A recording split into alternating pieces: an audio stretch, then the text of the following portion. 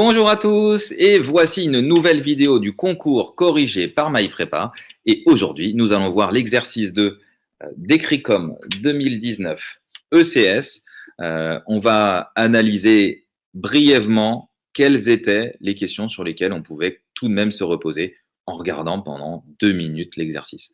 Donc là on a quand même à faire un exercice qui est moins facile que l'exercice 1 qui était un exercice d'analyse sur les intégrales de Wallis. Mais on va voir assez rapidement que dans la partie A, on pouvait s'amuser. Là, on a une définition un petit peu étrange ici d'une matrice. Voilà, SIJ égale à 1 si I égale N plus 1 moins J, 0 si I différent de N plus 1 moins J. Et il faut intervenir une nouvelle définition. F, l'ensemble des vecteurs symétriques. Qu'est-ce qu'un vecteur symétrique? X est symétrique lorsque XI égale à XN plus 1 moins I. Bon, ok. Respectivement antisymétrique si xi égale à moins xn plus 1 moins i. Bon, eh bien, ici, on ne voit pas trop, mais ils sont sympathiques, hein, les concepteurs, puisqu'ils nous ont fait une partie A pour rentrer tranquillement dans le sujet. Donc, et la partie A, elle tombe bien, puisqu'elle est culturelle, tellement elle est, en tout cas, certaines des questions sont classiques. Là, ici, S, on reconnaît en fait une espèce de matrice identité un peu à l'envers, avec une diagonale ici de 1. Et cette matrice, celle-là, vous devez la connaître. Hein, cette matrice-là, on va faire un petit rappel. Hein, donc là, on est sur l'exercice 2, partie A, question 1. Un petit rappel. Hein, ici, S carré, vous ferez le calcul, mais ça vaut I. Du coup, on a, si, ça, on ne l'a pas dans cet exercice-là, mais sachez que S à la puissance 2n pour tout n appartenant à n, s puissance 2n, attention, on ne fait pas de récurrence ici, hein, on s'amuse plutôt à reconnaître que s2n, c'est s puissance 2 puissance n, c'est-à-dire i puissance n, et i puissance n, vous savez que ça fait i.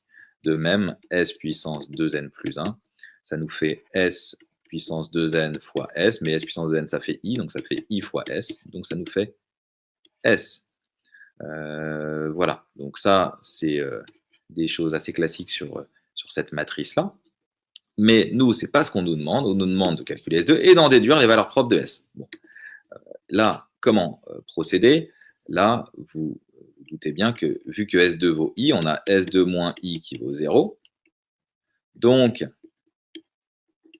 X2 moins 1 est un polynôme annulateur de S. Les racines de ce polynôme sont 1 et moins 1, donc on a le spectre de S qui est inclus dans moins 1, 1. Bon, attention, hein, ici on a une notion d'inclusion et non pas une égalité. Une fois qu'on a cette inclusion, qu'est-ce qu'on fait?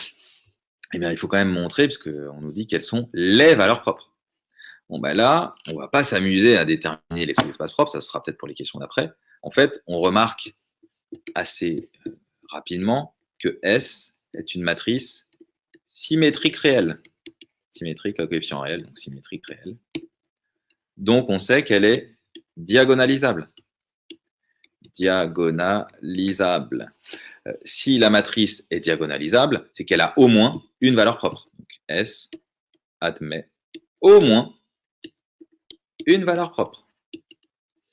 Bon, mais après, on va faire des démonstrations par l'absurde. Si elle n'admettait qu'une seule valeur propre, qu'est-ce que ça voudrait dire? Ça, on est dans un cas de figure assez banal, où supposons que S admette une seule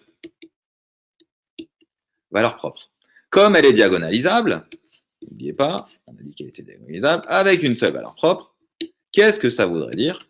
Ben, ça voudrait dire, donc si je l'appelle lambda, la valeur propre, on sait que c'est 1 ou moins 1, mais bon, on va l'appeler lambda, ça voudrait dire que il existe une matrice P inversible, GL3 de R, telle que S égale à P D P-1, avec D qui serait en fait une matrice où il n'y a qu'une seule valeur propre sur la diagonale.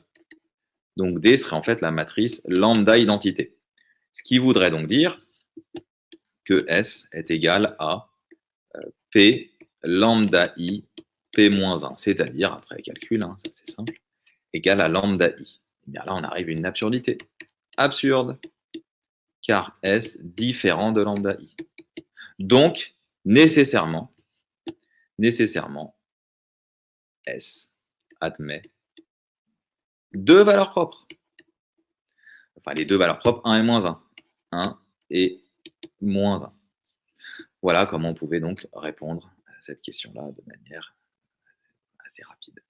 Ensuite, déterminer une base de f et de g. Bon, là, ici, c'est pas classique, puisque S, là, f, l'ensemble des vecteurs symétriques, et g, l'ensemble des vecteurs antisymétriques de M3 de R.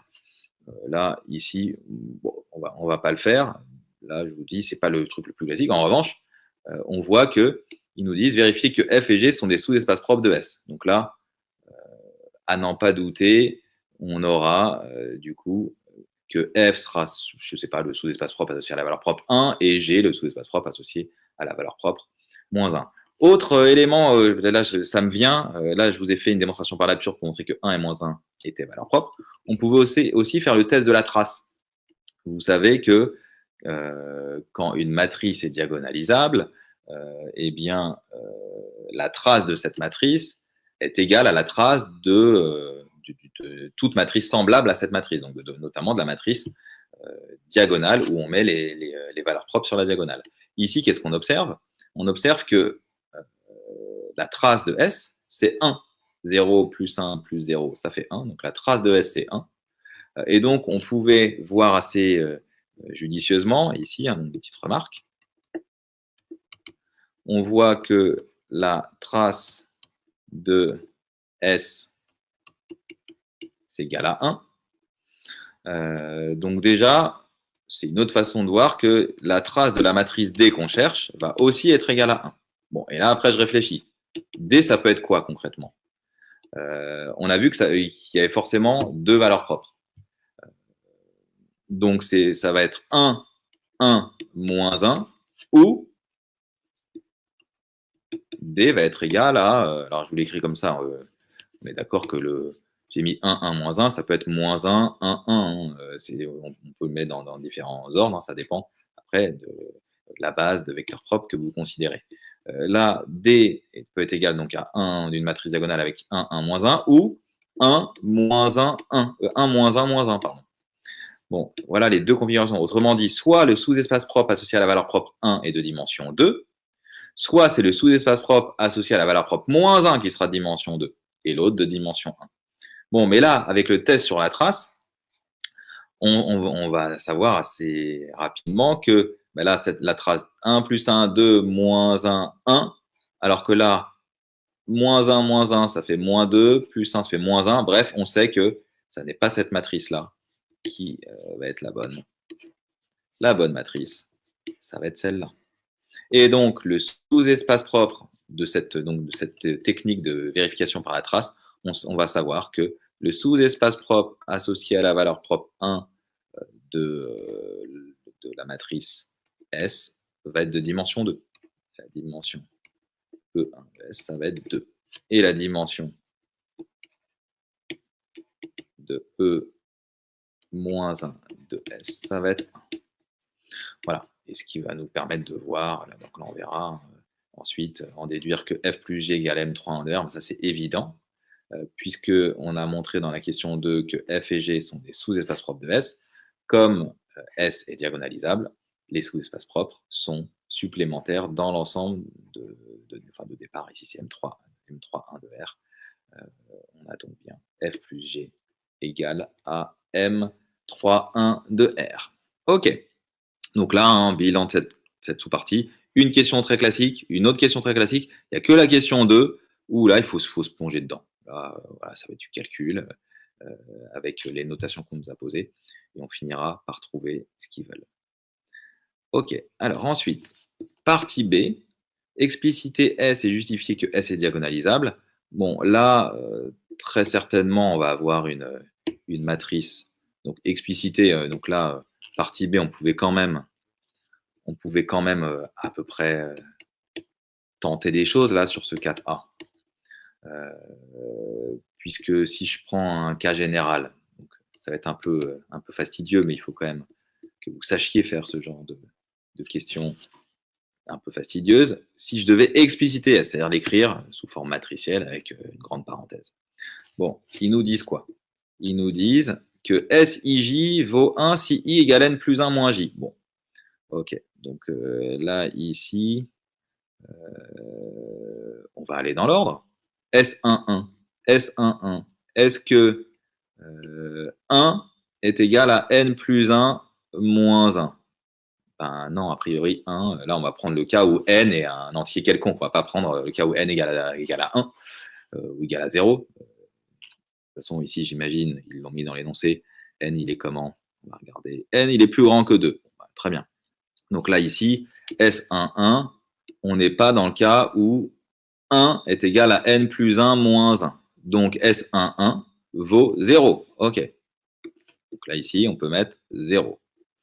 Bon, ensuite, S12, c'est-à-dire, donc souvenez-vous, hein, I, c'est la ligne, J, c'est la colonne. Donc S12, on est ici au niveau de la première ligne, deuxième colonne. S12, est-ce que est-ce que 1 est égal à N plus 1 moins 2, c'est-à-dire est-ce que 1 est égal à N moins 1? A priori, non, parce qu'on considère que la matrice est grande, hein, on ne va pas faire tous les cas particuliers. Donc là, on a encore 0. Bref, on va avoir des zéros un peu partout. Quand est-ce que on sera dans le cas où I vaut N plus 1 moins J sur la première ligne? C'est quand J vaut N. Là, on aura effectivement N plus 1 moins N, ça fait 1, et donc c'est bien égal à I qui vaut 1. Donc sur la première ligne, la seule fois où ce sera égal à 1, ce sera tout au bout. Et on pouvait s'en douter, puisque la matrice S qu'on a vue juste avant, c'était, dans le cas particulier, c'était cette matrice-là. OK. Bon, on continue. Pour la deuxième ligne, là, ça va être pareil. Sauf que dans quel cas on aura S de J qui vaut 1? C'est quand J vaut N-1, puisqu'on aura N plus 1 moins N moins 1, entre parenthèses, donc ça fait N plus 1, on va l'écrire pour que vous voyez. Donc si je me fais un petit coin ici, N plus 1 moins N moins 1, c'est égal à N plus 1 moins N plus 1, ça nous fait bien 2, qui vaut donc I, pardon. Donc là, je vous dis, on est en train de calculer ce qui va se passer sur la deuxième ligne, donc quand I vaut 2. Et bien quand I vaut 2, on n'aura que des zéros, sauf ici. On aura des zéros avant, voilà. Et bref, on voit assez bien que ce qui va se passer, c'est la chose suivante. On va avoir une matrice, une espèce de matrice identité à l'envers, qu'on appelle la matrice S. OK. Et après, sur la question justifie que S est diagonalisable, là, on voit assez rapidement que transposé de S, ça vaut S, donc S est diagonalisable. OK. Donc là aussi, on pouvait quand même s'en sortir. Bon, calculer SX, c'est du calcul. Je vous laisserai le faire. Pour I, J, deux entiers, expliciter le coefficient de la ligne I et colonne J de S2 en fonction du coefficient SK, L. Bon, ça fait plaisir qu'il y ait ce genre de questions, parce que c'est juste une vérification du cours. Donc, allez, on se le fait juste rapidement. Je pense que vous l'avez en tête, mais sait-on jamais. Si je vous fais A égale A, et ça me fait réviser aussi, ça fait longtemps, AIJ, avec donc appartenant à M, N, L de R. On va compliquer un peu le truc. Donc avec I qui est compris entre 1 et N, et J qui est compris entre 1 et L. Et B qui vaut BIJ, appartenant à M, L, R de R. Avec donc I qui appartient à 1 L et J qui appartient à 1 R.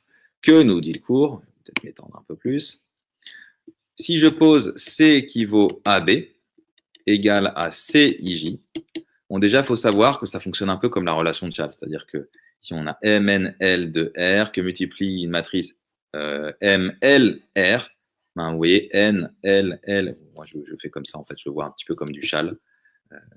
où j'ai... donc ça, c'est entre nous, il ne faut pas le répéter à vos professeurs, parce qu'ils vont dire que ce n'est pas du tout du CHAL, mais c'est juste un moyen mnémotechnique. Donc MNL que multiplie MLR, un peu comme CHAL, ça va nous faire du MNR. OK. Bon, donc ça, si je dis que ça va appartenir donc à MNR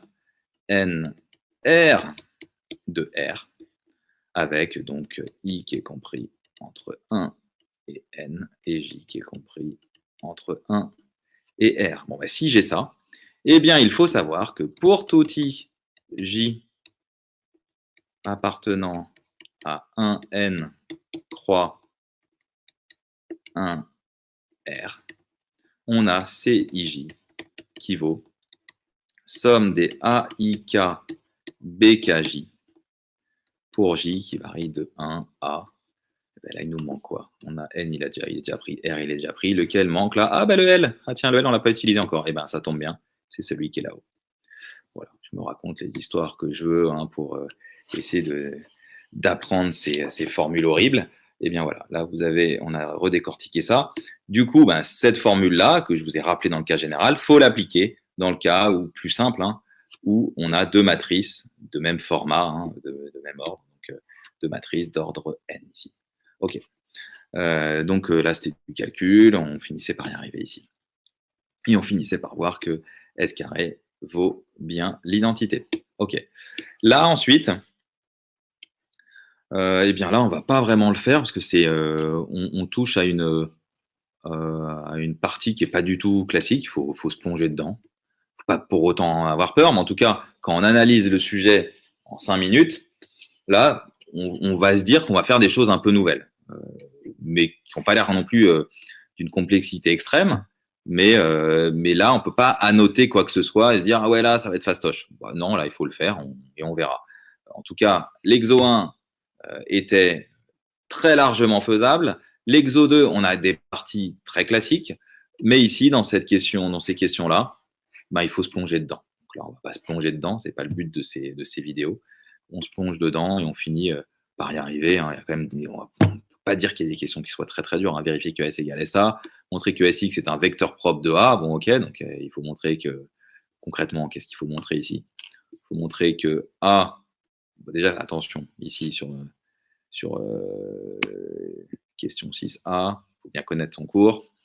Donc, quand est-ce que Y est un vecteur propre de A? Attention, il y a quand même une chose. Si et seulement si Y est non nul, ça fait tendance à l'oublier, tel que AY égale à lambda Y. Donc, c'est qu'il existe un lambda appartenant à R et un Y non nul, enfin, Y est non nul, et il existe un lambda tel que AY égale à lambda Y. Donc ici, il s'agit de montrer donc, que SX est non nul, point d'interrogation, et que A fois SX est égal à lambda fois SX, avec un certain lambda réel à trouver ou pas. D'ailleurs, il ne nous demande pas la valeur propre associée, donc peut-être qu'il ne faut pas forcément la trouver. Voilà, et après, on pose, on exprime à Y en fonction de Y. Bref, là, ça a l'air d'être assez calculatoire. Ça ne fait pas peur, mais ça n'est pas immédiat comme les questions qu'on a vues l'étaient. Voilà pour ce mini corrigé, cette mini analyse du sujet de l'exercice 2 décrit comme 2019. À très bientôt pour d'autres concours corrigés par MyPrépa. Au revoir.